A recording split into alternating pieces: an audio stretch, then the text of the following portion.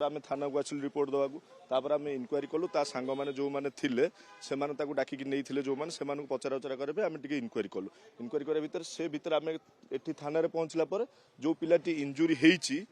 गाड़ी रे सी एपटे आसला पुलिस पीसीआर भ्यान नहीं आसिले मुझे भाई की पचारि एक्चुअली घटना कौन होता ना आम एमती राति 10:30-11टा पर कथा कहूँ से माने जिते तीन जन गोटे बैक जाऊे सेठू थर गाड़ी 5-7 जन आसिले हठात देखिले ना आपको धर धर कहीकि ओह्लैकी से बाड़े से मारदेला मारदेला से आउ जो 2 जन रहिले गाड़ी से जावाई उद्यम कले से थर गाड़ी पुणी से गाड़ी की बाड़े गाड़ी चापी एमाने भी इंजर्ड अच्छे कि मानसिकता है माने पूरा पर संघबद्ध आक्रमण कर 7-8 जन थर गाड़ी सह आउ गोटे बैक रे भी 3 जन पिला थर रे 5 जन 8 जन पिला मारिछन पूरा घटना रे 8 जन संपृक्त थिबा अभियोग आसुची तबे पुलिस वर्तमान जहा जना पड़ी 5 जन को ये घटना रे अटक रखिची पचराउचरा करुची सेमानक नारे हत्या मामला रुजु करिची वर्तमान स्थिति रे आमे जदि देखिबा जे पुलिस पाखरु मिलिथिबा प्राथमिक सूचना अनुसार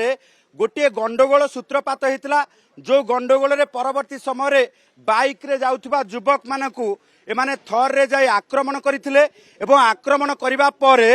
ये पिटी पिटी हत्या करिबा परे थर गाड़ी चढ़ेई ताकू दुर्घटनार रूप देबा पई चेष्टा करुथिले किंतु घटना पूरा सामना को आसी सीसीटीवी सबू सत कही एवं सीसीटीवी रे ये घटना जितेबाला सामना को आसी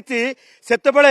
पुलिस मध्य आश्चर्य हो जाइए जे राजधानी रे थर धरी बुलुतिबा ए युवक माने किभली भाबे आईन को हाथ को नौचंती एवं आईन को केवल हाथ को नौ नांती अपराध घटई तार प्रमाण नष्ट करबा पाई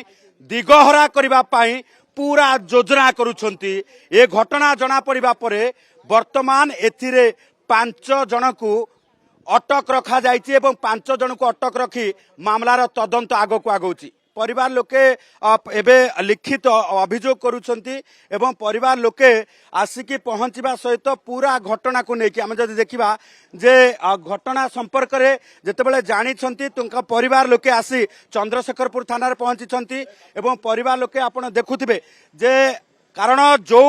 पुओ एठी पाठ पढ़ाई आसीथिला आज शब हो फेरुची ता पुणी राजधानी भुवनेश्वर रे हत्या भली गोटे जघन्य कांडरे जो रही से युवकर मृत्यु होती।